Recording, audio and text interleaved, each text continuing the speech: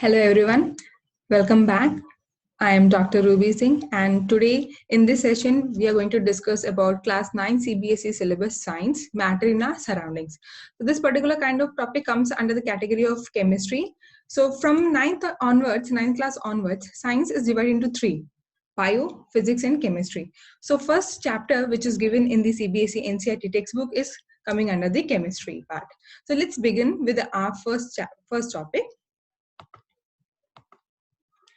Okay, so matter. So many times whenever you say, what's the matter with you, right? So that is something psychological and philosophical it becomes when the question comes from the surroundings, like what is the matter with you? When someone is asking you, right?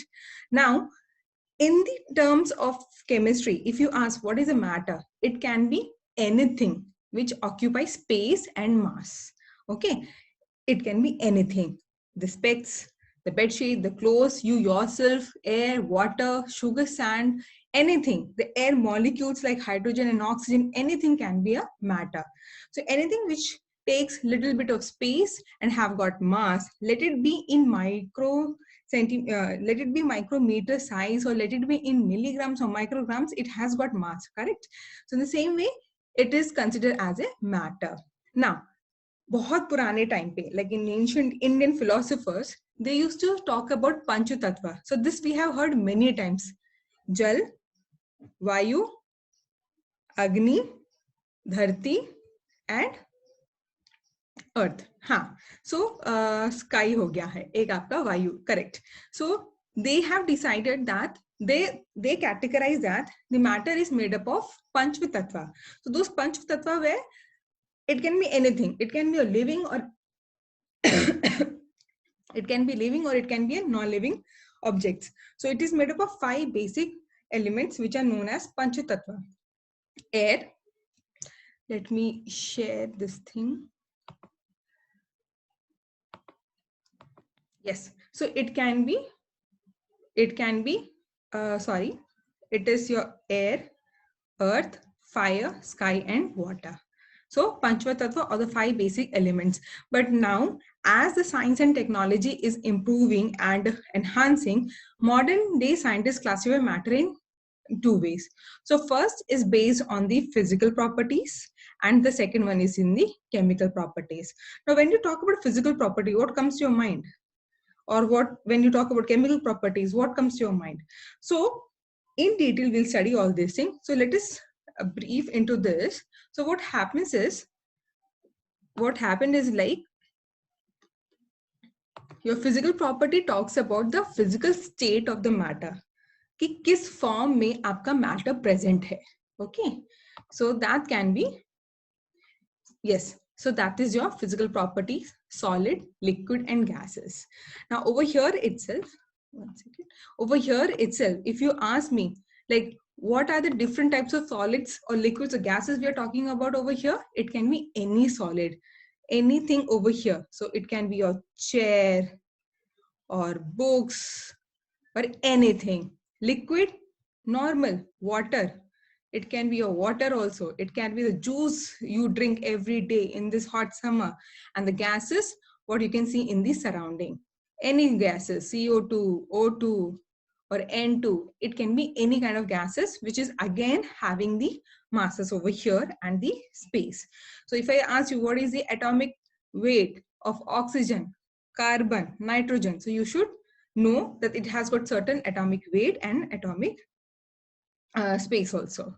Now, on basis of the chemical properties, it is divided into elements, compounds, and the mixtures. So, in slowly through this topic, we'll see that what are the elements and how the compounds are formed from the elements and the mixtures. It can be mixture of many compounds. So, just understand over here one thing that one thing over here, that from elements you get your compounds and from compounds in the mixture. Okay, so from here onwards, just remember matter is anything which occupies space and have got the mass, and it is divided into 2 based on the physical and the chemical properties. So under chemical properties, we have got elements, compounds and mixtures. Physical properties: solid, liquid and gases. So these are very simple things to remember. Okay. Yes. So let us move on to the next.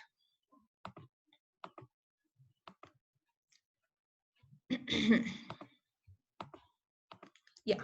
So there is a activity which is I'm going to demonstrate over here in order to understand that matter is made up of particles. So when I say particles, it can be small a substance which is there in order to make the matter over here. So it's very common if you see, like for example, your mom is asking you to make a cup of tea, or just asking, just take the tang from the bottle and mix it in the water. What happens over there? Huh? Or just simple thing. You have got a salt over here and you have got the water. So we all know that if you take in a beaker, there is a beaker or your glass or any pan is there, it has got water in that. Okay. Now to that you are adding the salt. So what will happen? What do you observe? You're going to mix it, stir it, right? After some time, what you will see? That the salt totally gets dissolved, right? So what is happening over there? The salt crystals. So we know that initially salt something looks like this. It has got tiny small crystals are over there, right? Once you put into the water, what is happening? Gayab. And when you drink it, you can know the taste is salty. So does it mean that the salt was disappearing? Only through the naked eye. But what exactly was happening? It is getting dissolved in water. It means what? Between the water, the salt molecules got embedded. It got space into these water molecules. It will be more clear. Don't worry about it. So let's just move on to the next. I'll explain you in detail.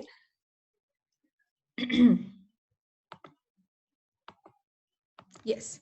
So over here, same thing you can see. The water is there. You have added the salt in that. So initially you can see thoda bahut salt wahan pe present hai, right? When you stir it, what happens? It gets totally dissolved in that. So what is happening exactly? You need to understand over here that if you remember, your salt is nothing but the sodium chloride, right? So NaNCl. So if you know from this, the atomic weight, atomic number of sodium chloride, it is 11 and 17, right? So if you remember the electronic configuration, whenever Na and Cl ions are coming together, now how they form ions? By losing an ion from sodium, and here by gaining an electron from here. So what is happening over here? Ionic interaction is taking place between the sodium ions and Cl minus. So what exactly happened? I repeat once again. In the case of sodium, to get the proper complete electronic configuration, sodium needs to lose an electron in order to become stable, correct? And in the case of chloride, it has to gain electron. Now from this sharing, an ionic bond is formed. Okay, we'll discuss in detail as the chapter progresses. So what is happening? An ionic bond is formed between Na plus and Cl minus. Now from the atomic number itself, we know that sodium atom is going to be smaller in size as compared to the chloride ion. Okay. Again, I repeat, sodium ion is going to be smaller in size as compared to the chloride ion. Now, let us see in this figure what is happening actually. So what is happening over here? You can see you have got a Na plus ions over here and Cl minus. You can see the size of the chloride ion is bigger as compared to the sodium ion. Now, we know that in case of water also, it is H2O, correct? Hydrogen bonds are there. Oxygen is there and hydrogen is there. So this is how you represent your water molecule. If you remember, there is a 108-degree angle between the HOH bonds. So what are the bonds over here? Hydrogen bonds. So water helps in making the hydrogen bonding. So what is happening? So we know that oxygen gains an electron and becomes negatively charged. And here it loses an electron and becomes positively charged. Okay. So since oxygen gains 2, you have got 2H plus present over here. That's how your water molecule is formed. Okay. Now we know that sodium ions is positively charged. So which atom is going to face towards the sodium ions from the water molecule? It is going to be your oxygen. So oxygen's negative and sodium positive. On the other hand, chloride ions negative and water molecules plus the hydrogen ions. So what is happening? An interaction between the water molecule and a NaCl is happening. Okay. I hope this much is clear. So this is how when you have got a crystal lattice, when you have got a crystal of a sodium salt, it looks like something like this. So it is a very good arrangement of NaCl, NaCl, NaCl. A lattice is there. So the crystal what we see, जो एक हम कंकड़ देखते हैं, नमक का दाना देखते हैं, it doesn't mean that only one sodium or one chloride is there. It means that so many atoms of Na plus and so many atoms of chloride ions are present together. So it's like a lattice form, Na plus, Cl minus, Na plus, Cl minus, Na plus, Cl minus. A crystal lattice is present. Okay. Now, when this crystal is dissolved into the water, what happens? They space out. That is, they dissolve and they become like this. So what is happening over here? Among the water molecules over here, Na plus and Cl minus gets space. So what is exactly? The salt particles get into the spaces between the water particles. And this is what exactly happening when you add something into the water. Same is true for your sugar. Same is true for any colored solution you add. Anything like whatever you add to the water and you see it is getting dissolved, like disappearing from your naked eye view, it means that these particles are getting into the spaces between the water particles. Okay.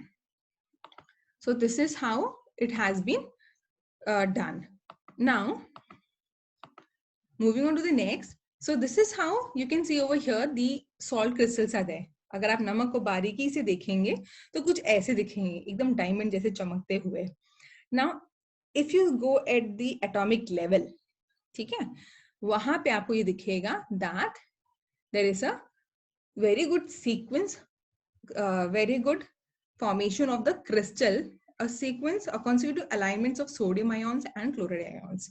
So you have got Na plus, Cl minus, Na plus, Cl minus, Na plus, Cl minus together, right? Now, एक और चीज यहाँ पे ध्यान रखना है, अगर यहाँ Na plus है, then यहाँ पे Cl minus रहेगा. So it has to be alternate between the Na plus and Cl minus. So this is how exactly a crystal lattice NaCl salt is formed. Now, from this all activities like dissolving the salt into the water, we understand that the particles of matter have space also between them. Okay. Now coming to the next. Now, how small are these particles of matter? So हम ये भी कह सकते हैं वो हमें matter इतना बड़ा दिखता है, इतना छोटा दिखता है, but कितना छोटा जा सकता है to show its property, right? So here we are talking about the physical properties and chemical properties of the matter. So there is one experiment over here. It's given very beautifully and explained very beautifully over here. So you take 100 ml of water, normal plain water you can take, and you add potassium permanganate crystals. Those are like magenta pink color crystals are there, which is very much readily, cheaply available in your chemistry lab. So when you go back to your school, once this lockdown gets over, you start your experiment, there will be small crystals of potassium permanganate. You can take those crystals, you can just put it to the water. So what will happen? Like salt crystal, it is also going to get dissolved in the water. Since salt doesn't have any color, it doesn't show any color. So water looks transparent. But in this case of potassium permanganate, you can see a magenta dark pink color. So now you have added over here. Now what do? You take 10 ml from the water, 100 ml of water. To that you add few crystals of potassium permanganate. Now from that you take 10 ml and add to the 90 ml of the new fresh water. You keep on diluting. What happens? What happens? It is getting, you can understand, I already said it is getting diluted. It means what? The amount of potassium permanganate is getting reduced. So if I say that initially it was 100 particles. So if I keep on diluting, what will happen? That 100 number is going to get reduced. So let us assume it was 100 and now it has become 1. So even that small amount of particle which was present is still able to give you the color to the water solution.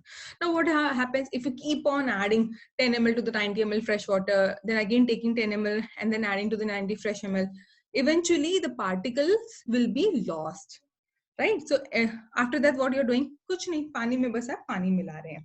So from this what happens is like every dilution the color is becoming light and it is still visible.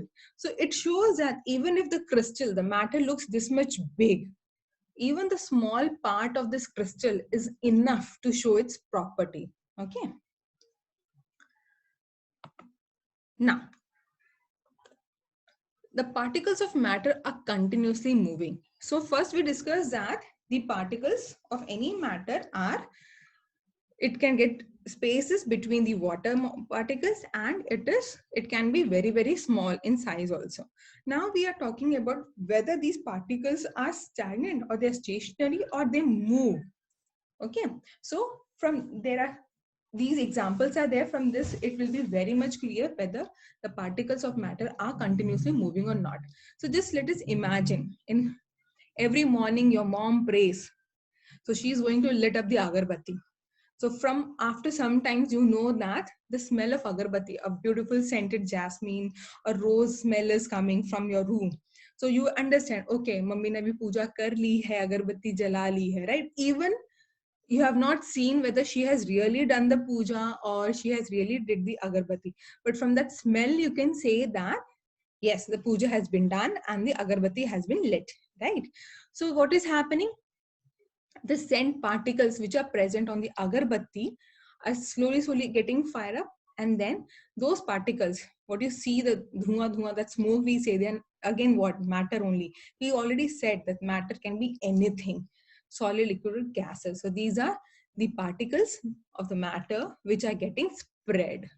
Okay, so because they are scented, so even at a far distance you're able to smell the scent of the agarbatti. So from this what you conclude, yes, the particles are moving. Now another experiment if I take, so you take, आप सुबह सुबह jogging कर कर आए हैं, and हम क्या कहते हैं, सुबह जॉगिंग करके आइए, नॉर्मल वार्म वाटर में थोड़ा सा हनी नींबू डाल के पीजिए, आपका फैट यू बर्न होगा, right? Everyone says the same story to every all. So what you do, you take a water, you just add 1 spoon of honey. So what will happen if you just add, it will just sit over there, and when you come after some time, you're not stirring it. Okay, I didn't mention that you're going to stir it. आप mix नहीं कर रहे हैं, आप बस एक चम्मच से आपने उसमें एक honey डाल दिया है. So what will happen, धीरे धीरे धीरे, once you come after some time, the total water will have the honey taste. Okay, but you can say that even though you didn't mix the water, still after some time honey was able to get mixed into the water particles. Maybe another, we can take another example. You have a water in a beaker, just add 1 ink from your pen. What will happen, immediately the ink will spread into the water and the color of the water will become blue in color, right? So what does it mean? Yes, the particles of ink are moving. The particles of honey are moving. The only difference in all these cases are that this is the fastest, then comes this as second, and then the honey. But in all cases, we can say that all the particles are continuously moving. Okay, I hope this is clear to you all. Now, what will happen if you increase the temperature? So all these processes, see, in the case of agarbatti, obviously you're increasing temperature. That is, you are firing the agarbatti, right? So there is a heat present already, and that's why the smoke moves very fast. Now, we already said that the particles of matter are continuously moving.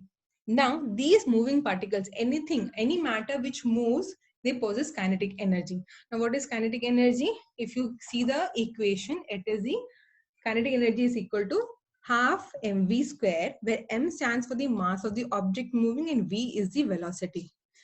Let me just write it this for the clarity.